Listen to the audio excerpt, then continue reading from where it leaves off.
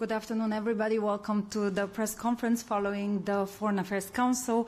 The High Representative will give you the debrief of today's discussions with the ministers, and then we will move forward to your questions. So without further ado, High Representative.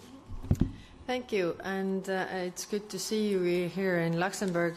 It is my first time in this building, so it's interesting and it's different. But we had many important topics that we discussed today. So first, of course, Ukraine. It is clear that all the member states want peace, and remember we had 27 countries who supported the ceasefire. Also, Ukraine agreed to unconditional ceasefire already a month ago. And yet we are seeing that Russia alone wants war, because we see the deadliest attack just yesterday, Sumy airstrike over the weekend, and it is clear that they are stalling and not wanting peace at all. So the only way to get Russia to negotiate seriously is putting some more pressure on Russia. Then second, the military aid to Ukraine. I mean, one is putting pressure on Russia, but then the other part is also helping Ukraine to defend itself. It is clear that we are the biggest provider of military aid. We are also the biggest provider or buyer from the Ukraine defense industry, and the biggest supporter of the defense industry. And we are also, we have the mission of training Ukrainian soldiers, so over 73,000 soldiers we have already trained. So today we also discussed what more can we do when it comes to the missions. Should we expand the mandate of the missions that we have in order to also contribute to the security guarantees of Coalition of the Willing? Then, when it comes to the initiative of delivering 2 million rounds of ammunition to Ukraine, then I'm happy to see that we have already reached 2/3 of that target. We still don't have 100%, but we definitely need to move forward with that. So a large majority of member states agree that we need to do more. I'm also happy to see Norway contributing with 4 million euro part, so it goes beyond European Union. And when it comes to the support for this year, then already this year member states, European Union, have contributed more than 23 billion euro to Ukraine, and last year it was 20 billion. Together with the help of United States, it's altogether 40 billion for last year, so we still have room to go. Then the third, putting the pressure on Russia. It is clear that we are working on the 17th package, also Shadow Fleet and different elements there to put it together for the Foreign Affairs Council in May.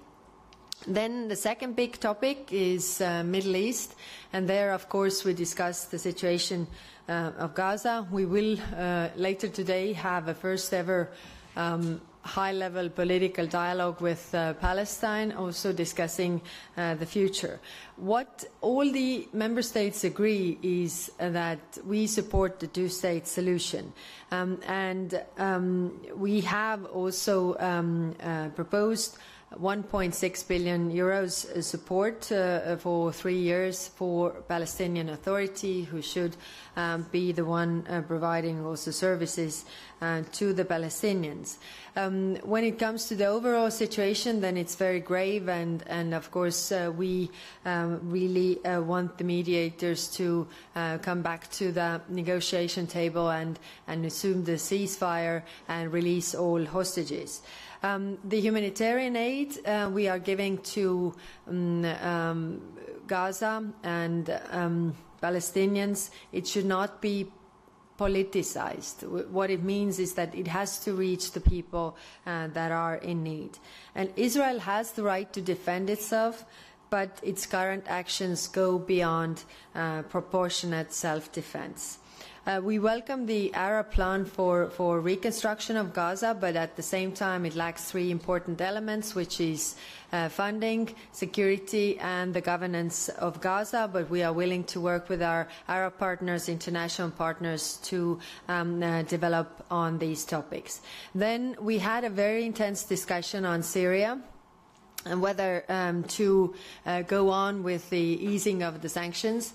And there it is clear that in order to reconstruct Syria, they need access to services.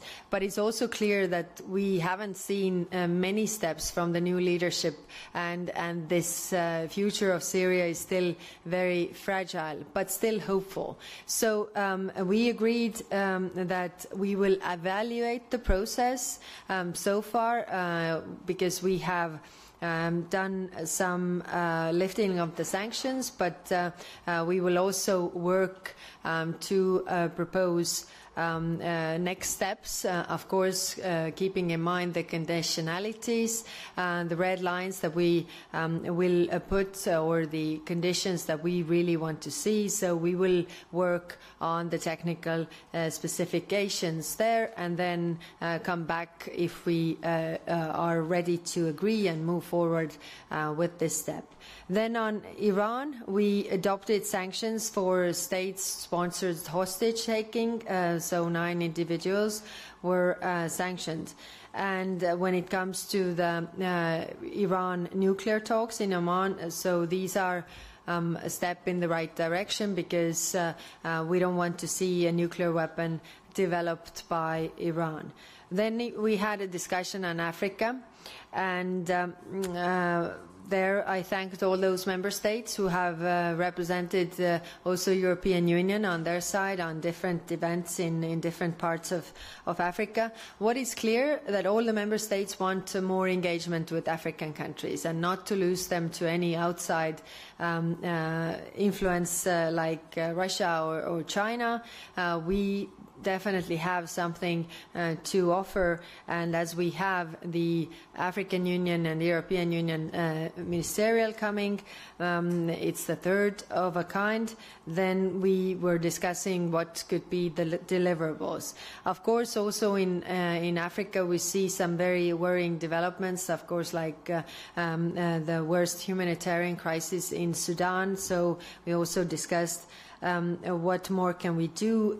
We condemn the attacks of the Zamzam refugee camp by rapid support forces, and these assaults on the most vulnerable are utterly unacceptable and must stop. We also have tomorrow in London a Sudan Aid Conference where Commissioner Labib will represent the European Union, and it's organized together with France, UK and Germany. And then last point we discussed yesterday, but also today. Yesterday we also had the Western Balkan ministers with us, and today we had very good discussions on Western Balkans. It is clear that the stability and security of the region is essential. And, if you look at the map, Western Balkans are in Europe geographically. They should also be in the European Union, and that's why the enlargement process is super important, and we need to move forward with that. We see Albania and Montenegro going really doing good steps and good reforms, so hopefully we'll have some success stories from there. Then in Bosnia-Herzegovina, it is in constitutional crisis, and it is clear that any attempt to break Bosnia-Herzegovina is unacceptable. The political leaders must bridge divisions, not to widen them.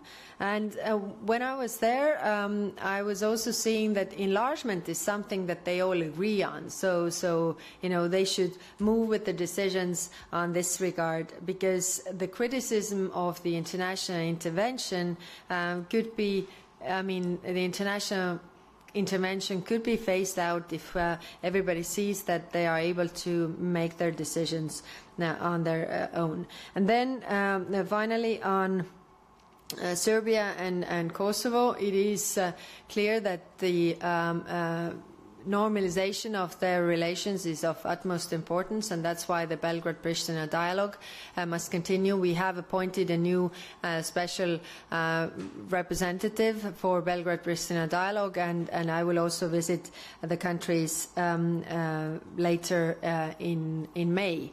But what was also discussed and very clearly said by different member states is that any participation in the 9th of May parades or celebrations in Moscow will be not taken lightly on the European side, considering that Russia is really waging a full-scale war in Europe.